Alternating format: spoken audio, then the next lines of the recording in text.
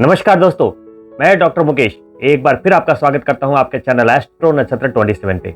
दोस्तों, अभी मैं आपके सामने बहुत ही महत्वपूर्ण एपिसोड लेकर हाजिर हुआ हूं, क्योंकि धनु राशि के बारे में अगले 2 महीने का फलाफल और वो भी गुरु से संबंधित।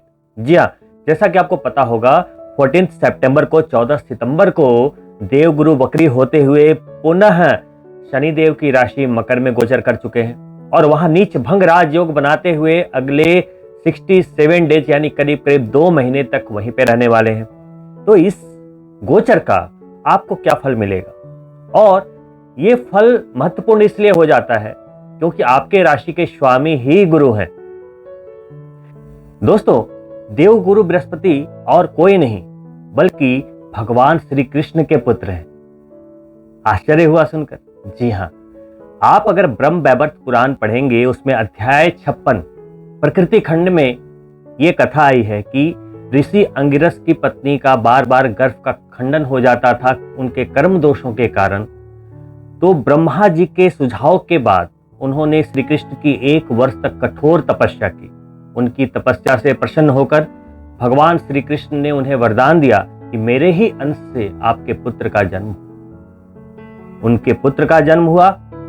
पुत्र का जन्म होने के बाद श्री कृष्ण जी ने ही उन्हें शिव जी के पास शिक्षा लेने के लिए भेजा। अब शिव जी भगवान श्री कृष्ण को गुरु मानते हैं, तो गुरु पुत्र को शिक्षा देने में उन्हें बहुत खुशी हुई और वहां उन्हें नंदी का तेज अंश भी प्रदान किया। तभी जिसके देवगुरु बृहस्पति अशुभ होते हैं तो साढ़ छोड़ने का विधान है, यानी कि साढ़ का दान। नंदी क्या है? बैल।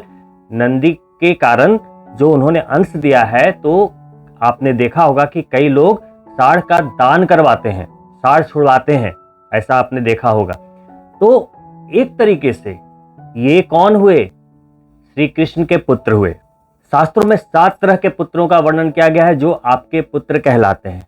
या तो स्वयं का पुत्र हो, या तो वारजात पुत्र हो, या तो कृत्रिम गर्भाधान से ही अपनी ब्याहता से उत्पन्न पुत्र हो, पालित पुत्र हो, अपना विद्यार्थी हो, या जिससे आपने अपना मंत्र दिया है, या दत्तक पुत्र। ये 7 तरह के जो पुत्र हैं वो कहलाएंगे अगर आपने ऐसा किया है। तो आप सोचिए कि जब श्री कृष्ण ने वरदान दिया तो उन्होंने क्या बोला कि तुम्हारा जो पुत्र उत्पन्न होगा वो बहुत ही ज्ञानी, तेजस्वी और बुद्धिमान होगा। उसके सामने पूरी दुनिया झुकेगी, उसके ज्ञान के सामने पूरी दुनिया झुकेगी और उसके वरदान से व्यक्ति यश, कीर्ति, धन, धान्य कमाएगा, प्राप्त करेगा। वो सारे देवताओं का पूजनीय होगा, सारे ग्रहों का पूजनीय होगा। तो देखिए दोस्तों, देवगुरु बृहस्पति आप यूं ही एक ग्रह मानकर पूछते हैं, लेकिन देवगुरु बृहस्पति का स्थान आपकी जिंदगी में कहां होना चाहिए? दिल में होना चाहिए। तो मिलेगा आपको फल, क्योंकि धनु राशि और मीन राशि के स्वामी होते हैं देवगुरु बृहस्पति। तो इन्हीं देवगुरु बृहस्पति का गोचर आपके धन के भाव में हुआ है, आपकी जन्म चंद्रमा से 2nd हाउस। आप धनु राशि के हैं तो 9 नंबर आपका जन्म चंद्रमा, धनु राशि, 2nd भाव यानी कि मकर राशि यहां गोचर हुआ है। अब यहां पर एक ट्विस्ट है। ट्विस्ट क्या है कि जो आपके राशि स्वामी हैं वो कर्क राशि में हाई पावर में होते हैं, मकर राशि में बिल्कुल 0 पे होते हैं। यानी कि वो 2nd हाउस में है, धन के भाव में है, जो उनका प्यारा भाव है, दिग्बली भाव है, लेकिन 0 पर है। रिजल्ट देने की क्षमता नहीं है, लेकिन नीच है। तो शास्त्रों में एक नीच भंग राजयोग भी बताया गया। जहां पे कोई ग्रह नीच का होता है, अगर वहीं पे उसी राशि का स्वामी पहले से उपलब्ध हो या उपलब्ध हो जाए तो नीच भंग हो जाता है। तो शनिदेव 10 नंबर यानी कि अपने घर में मकर राशि में विराजित है, और वहीं पे देवगुरु बृहस्पति वक्री होते हुए पहुंचे हैं जहां 67 डेज रहने वाले हैं। अब जो उनके रिजल्ट देने की क्षमता होगी, नीच तो भंग कर दिया शनि ने। अब आप यूं समझिए कि देवगुरु बृहस्पति के पास अपना कोई पावर नहीं है, पावर दिया शनि ने, नीच भंग किया शनि ने।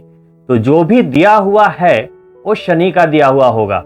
उनके रिजल्ट को देने की जो क्षमता होगी वो शनि के प्रभाव के द्वारा होगी। शास्त्रों में एक और बात लिखी गई है दोस्तों जब कोई दो ग्रह आपस में मिलते हैं, कंजक्शन होता है, तो दोनों के सम्मिश्रण से एक नए प्रकार के कारक तत्वों के जन्म होने वाले ग्रह के रूप में वो फल मिलते हैं, मिश्रित परिणामों के रूप में।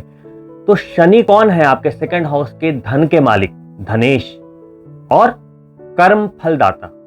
और बृहस्पति कौन है? आपके स्वामी, राशि स्वामी, और ये है धर्म, यश, भाग्य। दोनों मिल गए। अब दोनों मिलके क्या देंगे? बिल्कुल एक नए ग्रह के अनुकूल एक रिजल्ट देंगे। वो क्या होगा? धर्म, सही कर्म से यश प्राप्ति, धन प्राप्ति, लाभ प्राप्ति, लेकिन सही कर्म से, सही नियत से, न्यायपूर्वक। क्योंकि शनि की राशि में नीच भंग है। अनैतिक धन अगर आपने लिया, अनैतिकता आपने इस दौरान की, बिल्कुल आपके धन का नाश हो जाएगा। लाभ कम, नुकसान ज्यादा हो जाएगा। क्योंकि कारक तत्व समझिए, रिजल्ट अपने आप समझ में आ जाएगा। आपके अंदर क्या है? गुरु, आपका ज्ञान। आप जो बोलते हो ना कि मैं बहुत ज्ञानी हूं, मेरे अंदर बहुत बुद्धि है, इतनी नॉलेज है, वो नॉलेज कोई और नहीं, गुरु है। आपको जो समाज में एक मान प्रतिष्ठा मिली है कि आप मिस्टर गुप्ता हैं, मिस्टर वर्मा हैं, वो जो सम्मान है वो गुरु के कारण है। यश, आपके पास जितना धन है, जितनी बरकत है आपके घर में, वो गुरु है। जितनी क्रिएटिविटी है, सृजनता, विचारों की सृजनता, जो आपको विचार आता है, अरे आइडिया आ गया, आइडिया आइडिया, कौन है वो? किसने दिया? जुपिटर ने दिया। अब ये चीजें आपके अंदर और ज्यादा डेवलप होंगी, निखरेंगी अगर आपने जुपिटर को अच्छा कर लिया, या आपकी कुंडली में जुपिटर यानी कि बृहस्पति देव यानी कि गुरु बढ़िया है, अच्छे पोजीशन में है। तो इस गोचर में जब सेकंड हाउस में गुरु का ये संचरण हुआ है तो आपको क्या क्या मिलेगा? क्योंकि वहां पे शनि बृहस्पति दोनों एक साथ हैं, और घर क्या है? पहला तो धन है। धन बता दिया कैसे आएगा? न्याय से, नीतिपूर्वक, मेहनत से, क्योंकि शनि वहां बैठे हैं, बिना मेहनत के धन देंगे नहीं। बृहस्पति भाग्य है, लेकिन बिना मेहनत के भाग्य साथ नहीं देगा। अभी ऑटोमेटिक नहीं, राहु के साथ नहीं बैठा कि अचानक गड़ा हुआ धन मिल गया, नहीं, शनि के साथ हैं, पसीना बहाएंगे, भाग्य साथ देगा, मेहनत से धन मिलेगा, ये मेरी प्रेडिक्शन है, सीधी बात। वाणी का भी भाव है, जो आप बोलते हैं, कम्युनिकेशन, वाणी कठोर होगी आपकी इस 2 महीनों के दौरान। जो भी बोलेंगे सीधा बोल देंगे, स्ट्रेट फॉरवर्ड, चाहे सामने वाले को बुरा लगे। सही बात बोलेंगे, सच्ची बात बोलेंगे, चुभने वाली बात बोलेंगे, क्योंकि शनि है वहां पे, कठोरता है, लेकिन उससे आपको लाभ भी हो जाएगा। क्योंकि सेकंड हाउस वाणी का तो है, लेकिन रिश्तेदारी का भी है, कुटुंब का भी है, रिलेशनशिप का भी है। तो चूंकि वहां गुरु भी बैठे हैं, तो आपकी वाणी में कठोरता के साथ साथ एक समझाने की कला भी होगी। चुभेगी जरूर बात, लेकिन सामने वाला बोलेगा बात तो इसने सही की है, और आपको उसका सपोर्ट भी मिल जाएगा। यानी कि एक होता है कि कड़वा बोला आपने, लेकिन काम नहीं बना, लोग आपके दुश्मन बन गए। यहां दुश्मन नहीं बनेंगे, काम निकल जाएगा, बट आप स्ट्रेट फॉरवर्ड होंगे, और आप ये महसूस करेंगे कि इन 2 महीनों में आप बहुत तीखी बात कर रहे हैं, चाहे वो बात सच्ची हो। कम्युनिकेशन स्किल में एक सुधार का अनुभव करेंगे। जैसे आप किसी को कुछ समझा रहे थे, वो आपकी बात नहीं सुन रहा था, अभी आपके बातों में एक वजन दिखाई देगा इन 2 महीनों के दौरान। साथ ही चूंकि गुरु का संचरण वहां हुआ है और नीच भंग राजयोग बना रहे हैं, तो पहले अगर रिश्तेदारी में कुछ समस्याएं चल रही थी, रिलेशनशिप में कुछ खटास थी, कड़वाहट थी, रिश्ते सुधरते नजर आएंगे। और चूंकि दोनों बड़े ग्रह सेकंड हाउस में हैं, तो अभी सेकंड हाउस जो है वहां एनर्जी काफी ज्यादा है, क्योंकि सूर्य के बाद बृहस्पति सबसे बड़े ग्रहों में आते हैं। ऊर्जा बहुत है, शनि भी वहां है, कठोरता बहुत है। तो जो आप पैसा कमाएंगे, अभी जो भी पैसा कमाएंगे, वो धर्म के कामों में भी खर्च होने की आशंका है। तो आप अभी जितना भी मनी अर्न करेंगे, हो सकता है कुछ धार्मिक कार्यों में आपके वो पैसे खर्च भी हों, लेकिन वो आपके लिए अच्छा होगा, आपकी सफलता के लिए नए रास्तों को प्रशस्त करेगा। जो भी लोग मेहनत मजदूरी करते हैं, पसीना बहाते हैं, आपके ऑफिस में काम करते हैं, आपके ड्राइवर हैं, आपके सेवक हैं, खास करके उन्हें संतुष्ट रखिए। उन्हें जितना संतुष्ट रखेंगे आपका धन उतना ही बढ़ेगा, उनका जितना हक मारेंगे आपका धन उतना ही जाएगा। दोस्तों, देवगुरु बृहस्पति सेकंड हाउस में बैठते हुए अपनी 5वीं दृष्टि से आपके छठे भाव को देखेंगे। सेहत में कोई भी खराबी थी, रिकवरी मिलेगी। साथ में कर्ज अगर बढ़ता जा रहा था तो ये 2 महीने ऐसे होंगे कि आपको कर्ज लेने की जरूरत नहीं पड़ेगी और आप हो सकता है पिछले कुछ कर्जों को चुका पाएं, उसमें कोई मुश्किल नहीं आएगी। साथ ही कोई भी शत्रु इन 2 महीनों के दौरान आपको कोई परेशान अधिक नहीं करेंगे, सामान्यता बनी रहेगी, यहां पे कोई भी परेशानी नहीं दिख रही। देवगुरु बृहस्पति और शनि की संयुक्त दृष्टि आपके 8वें भाव पर पड़ेगी और 8वां भाव क्या होता है? अचानक का भाव।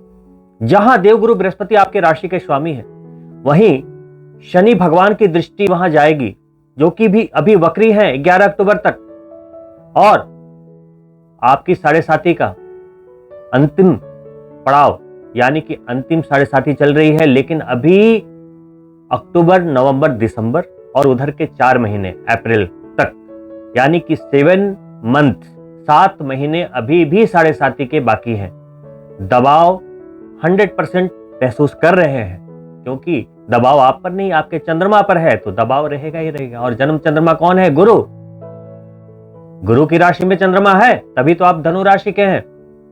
दबाव है, तो ये दबाव से थोड़ा शांति का समय रहेगा ये 2 महीना। जब तक देवगुरु बृहस्पति शनि के साथ रहेंगे तो शनि पे नियंत्रण भी है, अंकुश भी है, तो 7.5 से रिलीफ इन 2 महीनों में। साथ ही अष्टम भाव पे दृष्टि जाएगी, तो अष्टम भाव, एक तो सेहत में यहां से भी रिकवरी मिलती है, कोई ऐसे चोट चपेट दुर्घटना की कोई आशंका नहीं है। वहां पे क्या होगा? कमांड लिया हुआ है बृहस्पति ने। अभी कुछ अचानक लाभ के योग बनेंगे, हो सकता है पैतृक संपत्ति से, हो सकता है ससुराल पक्ष से, हो सकता है आपके कुछ पुराने किए गए कर्म थे, किसी का आपने परोपकार किया था, किसी का पुण्य किया था, वहां से आपको रिकवरी मिलेगी। हो सकता है कि कोई आपकी मदद कर जाए। रिकवरी ऐसे भी तो होती है, ऐसा थोड़ी है कि आपने उधार दिया तो वही आपको वापस करेगा। आपने कोई पुण्य का काम किया, किसी की मदद की थी 5 साल पहले, हो सकता है आप अभी समस्या में है तो वो मदद कर दे, तो इसकी भी रिकवरी होती है। जो देंगे दुनिया को वही मिलेगा, यही तो दुनिया की रीति है, यही तो कर्म फल है। साथ ही 9वीं दृष्टि आपके कर्म क्षेत्र पे जा रही है, 10वें भाव पर जा रही है, और 10वें भाव में पहले से ही मंगल विराजमान है, 17 के बाद सूर्य भी विराजमान रहेंगे और बुध उच्च के वहां पर पहले से विराजमान है। तो कार्य स्थल पर बहुत अच्छी मजबूती बनी हुई है, बहुत अच्छी मजबूती बनी हुई है। भले ही सूर्य अभी कमजोर पड़ते हुए आगे की ओर बढ़ रहे हैं, तो आपको सूर्य को बल देते रहना चाहिए, क्योंकि अगर आप सूर्य को बल नहीं देंगे तो कोई भी काम नहीं आएगा। मंगल अस्त चल रहे हैं, इस बात का भी ध्यान रखिएगा। तो सूर्य कॉन्फिडेंस है, मंगल ऊर्जा है, तो कॉन्फिडेंस और ऊर्जा की कमी ना हो तो आपको क्या करना है? मंगल और सूर्य को बल देते रहे उनके मंत्रों के द्वारा। यह बहुत जरूरी है, क्योंकि होता क्या है, आप बोलेंगे देवगुरु बृहस्पति के एपिसोड में आप सूर्य और मंगल को क्यों लेकर आ गए, क्यों बात कर रहे हैं? क्यों? इसलिए कि आपका जो शरीर है उसमें लहू बहता है और वो है मंगल। आपको ऊर्जा चाहिए, वो है मंगल। कॉन्फिडेंस, आत्मविश्वास चाहिए, वो है सूर्य, आत्मा सूर्य। ये दोनों ठीक रहेंगे तभी तो इज्जत शोहरत दौलत कमाएंगे, नहीं तो कमाएंगे क्या? मंगल अगर अस्त है नवंबर तक, ये ऐसा नहीं कि आपको अभी बीमार कर देगा, लेकिन इसके बहुत लॉन्ग टर्म इफेक्ट होते हैं। अभी कुछ आपके शरीर में ऐसी बीमारियां उत्पन्न करने की शक्ति है कि अभी होगी, अगले साल पता लगेगा कि जी ये हो गया था। क्योंकि इन 2-3 महीनों में जब से कर्क राशि में मंगल आए हैं वो 0 पे हैं, और नवंबर तक 0 पे ही रहेंगे, क्योंकि अस्त चल रहे हैं। शरीर के पास वो ऊर्जा नहीं है लड़ने की, तो आप हेल्थ का ध्यान रखें। हेल्थ को सही रखने का मतलब यही नहीं होता कि जब तक आपको फीवर ना आ जाए, हाई फीवर ना आ जाए या कोई बीमारी डिटेक्ट ना हो जाए, उसी को बीमार नहीं कहते। एक बीमारी की शुरुआत अगर होती है वहां पर ही अगर आप केयर कर लें तो कभी बीमारी होगी नहीं। तो ये मंगल की ऊर्जा जब कम होती है तो ऐसी व्याधियां उत्पन्न होती है अंदर अंदर, आपको पता नहीं लगता। तो हेल्थ चेकअप कराते रहे। थोड़ा भी 19-20 लगे, विटामिन डी की कमी हो रही है, B12 की कमी हो रही है, ये कमी हो रही है, वो कमी हो रही है, उसको पूरा करते रहे अपनी दैनिक दिनचर्या से, खान पान से, विटामिन से, मिनरल से, वो आप करते रहे। सेहत रहेगी, सब कुछ रहेगा, तभी इज्जत शोहरत काम आएगी, तभी दौलत काम आएगी। तो अभी अष्टम पे दृष्टि है, इसलिए मैं इस संदर्भ में बात कर रहा हूं। 7.5 के 7.5 साल आप एक लंबे संघर्ष से गुजरे हैं, तनाव आपके ऊपर ऑलरेडी है। तो ये तनाव कब बीमारी में बदल जाए, है ना, कुछ नहीं कर सकते। आज का लाइफ स्टाइल भी यही है। तो ये जो गोचर है उसके फल को समझने के साथ साथ आपको ये इंटरनल फैक्ट्स भी समझने बहुत जरूरी है, तभी आप सही मायनों में कामयाबी पाएंगे। तो ये गुरु गोचर के आने वाले 67 डेज के कुछ परिणाम थे जो मैंने आपको बताया। कार्य क्षेत्र मजबूत रहेगा, ऋण रोग शत्रु पे विजय मिलेगी, धन भाव में गुरु बैठे आशीर्वाद मिलेगा, लेकिन मेहनत लगातार बनी रहेगी क्योंकि 7.5 के लास्ट पेज में है। बिना मेहनत के कुछ भी आपको हासिल नहीं होगा, चाहे देवगुरु बृहस्पति आपके स्वामी ही क्यों ना हो। दोस्तों अब बात आती है कि देवगुरु बृहस्पति नीच के चल रहे हैं, राजयोग में चल रहे हैं, चलिए ठीक है, यहां तक तो बात समझ में आती है। लेकिन अगर आपकी कुंडली में देवगुरु बृहस्पति अशुभ रहे और अशुभ होकर कहीं विराजित हैं तो वहां पे बहुत गड़बड़ है, समस्या आ सकती है। तो आप अपनी कुंडली में ये जरूर देख लें कि देवगुरु बृहस्पति आपकी जन्म पत्रिका में कितने पावर के साथ हैं। कोई भी कुंडली जब आप देखते हैं, जब हम लोग ये बातें बताते हैं, जब भी आप कुंडली खोलें तो सिर्फ लगन, अपनी राशि, अपने नक्षत्र ना देखें। वो तो ठीक है, एक कॉमन फैक्टर है, वो तो एक जनरल बात है, ए फॉर एप्पल वाली। वहां पर आप ये देखें कि सारे ग्रह, सबसे पहले एक नोट बना लें कि आपका सूर्य शुभ है, प्लस है या माइनस है, चंद्रमा प्लस है, माइनस है, यानी कि पॉजिटिव है या नेगेटिव है। ये कोई गारंटी नहीं होती कि बृहस्पति है तो पॉजिटिव ही रहेंगे, शनि है तो खराब ही रहेंगे। नहीं, हो सकता है शनि आपकी कुंडली के सबसे अच्छे ग्रह हो जाए और बृहस्पति सबसे खराब। मारने पर आए तो बृहस्पति से बड़ा मारक कोई नहीं होता, चंद्रमा से बड़ा मारक कोई नहीं होता, ये समझना बहुत जरूरी है। तो जन्म पत्रिका में आपको बृहस्पति की स्थिति को समझनी चाहिए। समय, ये जो अच्छा समय देने आए हैं बृहस्पति कि ये 2 महीने बैलेंस करके रखेंगे शनि को भी, धन की आवक बनी रहेगी, कर्म क्षेत्र में परिश्रम भले ही हो, सफलता मिलती रहेगी। अगर आप कोई कार्य में परिवर्तन करना चाह रहे थे, इन 2 महीनों में कर सकते हैं, कोई रिस्क नहीं होगा। नया बिजनेस प्रारंभ कर रहे थे, कर सकते हैं, कोई रिस्क नहीं होगा, लाभ मिलेगा। तो ये चीजें गोचर आपको सपोर्ट करिए, लेकिन स्किल मैटर करता है। मैं धनु राशि के लिए बात कर रहा हूं। अब धनु राशि के जातक हैं, 10 लोगों ने बिजनेस स्टार्ट किया, किसी का चलेगा, किसी का नहीं चलेगा। इसमें गोचर का कोई रोल नहीं है, इसमें भगवान का कोई रोल नहीं है। आपके पास वो स्किल है कि नहीं कि ऐसे ही आप चले गए काम करने। जिसके पास जो टैलेंट है वो काम करेगा तभी तो सफलता मिलेगी। अभी लता मंगेशकर गाना गाने के लिए लोकप्रिय है भाई, महान गायिका। अभी वो बोलती कि जी नहीं, मुझे गाना नहीं गाना, मुझे तो बैंक में नौकरी करनी है। क्या होता फिर उनका? इतनी पॉपुलर हो पाती है ना? धोनी वहीं रह जाते टिकट कलेक्टरी करते हुए, तो महान धोनी बनते। सचिन तेंदुलकर कहीं काम कर रहे होते सरकारी नौकरी में, बड़े पद पर ही सही, क्या होता फिर? तो हर किसी के अंदर एक महान व्यक्तित्व छिपा हुआ है। आप सोचते ही नहीं कि मुझे सफलता के लिए हमारा राइट पाथ क्या है। जिसको भी देखा चलो बिजनेस कर लिया और कुछ नहीं सूझा, नौकरी के लिए लगे पड़े हैं कि चलो मैं भी इंटरव्यू देता हूं। अरे आप पहले ये देखो कि आप उसके लिए सही है या नहीं है।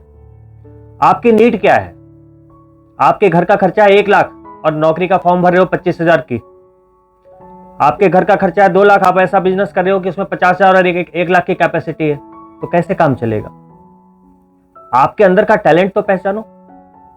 सक्सेस देख लिया, अगर मैं बोलूं कि आप राष्ट्रपति बन सकते हैं, आप मेरे ऊपर हंसने लगेंगे, आप क्या बात कर रहे हो। अरे आप देखो कि जो एपीजे अब्दुल कलाम जी थे, उनके पिताजी क्या थे? एक मछुआरे थे, पेपर फेंकते थे, हॉकर थे। है ना, कितनी गरीबी में उन्होंने दिन देखा और वहां पे सोच ली होगी, उन्होंने सोच लिया ना, वो सोच धीरे धीरे धीरे धीरे उनको लेकर आई कामयाबी की तरफ। कोई पैसा कोई जरूरी नहीं है कि एकदम कंफर्ट लेवल हो तभी आप कामयाब हो, है ना। मोदी जी को ले लीजिए जो हमारे माननीय प्रधानमंत्री हैं, बचपन देखिए, पिता का टी स्टॉल देखिए। सभी के पहले तो जाइए, जो भी महान व्यक्ति हुए हैं, चाहे वो अंबानी हो, चाहे धीरू भाई अंबानी साहब हो, चाहे वो अमिताभ बच्चन हो या तेंदुलकर हो, चाहे वो शाहरुख खान हो, उनकी स्टार्टिंग तो देखिए आप। लेकिन उन्होंने स्टार्टिंग में सोचा, ये नहीं सोचा कि मुझे इतना बड़ा बनना है, उन्होंने बस एक स्टार्ट कर दिया। उनके अंदर जुनून था अपने सपने को पूरा करने का, एक कामयाबी पाने का। उन्हें खुद भी पता नहीं था कि वो इतने बड़े लेजेंड बनेंगे, है ना। कोई भी स्टार्ट करता है अपने लिए कि चलो मेरे घर में इतना पैसा आ जाए कि मेरे माता पिता खुश हो जाए, मेरे बीवी बच्चे खुश हो जाए, मैं जो चाहूं खरीद पाऊं, अपने सपने पूरे कर पाऊं। इतना तो ड्रीम आपके लिए चलेगा ना, तो पहले इसके लिए तो एक कदम बढ़ाना है। लेकिन आपका सिलेक्शन गलत होता है। खर्च है 100 रुपए, नौकरी कर ली 50 रुपए की। जो स्किल है उस एरिया में आप काम नहीं कर रहे, तो कैसे मिलेगी कामयाबी। ये जो ग्रह गोचर हैं, ये फलित है, ये जो ज्योतिष शास्त्र है, वो आपके अंदर के इसी टैलेंट को पहचानने के लिए प्रेरित करता है कि आप पहचानिए कि आप कौन हैं, और उसके बाद आप एक जीपीएस की तरह एस्ट्रोलॉजी को यूज करते हुए सारे ग्रह गोचर और उसके बल बलाबल को ठीक करते हुए आगे बढ़ते चले जाएं। ये आपकी मददगार साबित होगी। लेकिन अगर आपके पास एक सपना ही नहीं है, एक मंजिल नहीं है, एक ड्रीम नहीं है, सिर्फ बस यूं ही पेट भरने के लिए कमाना है, और अगर आप उतना भी नहीं कर पा रहे,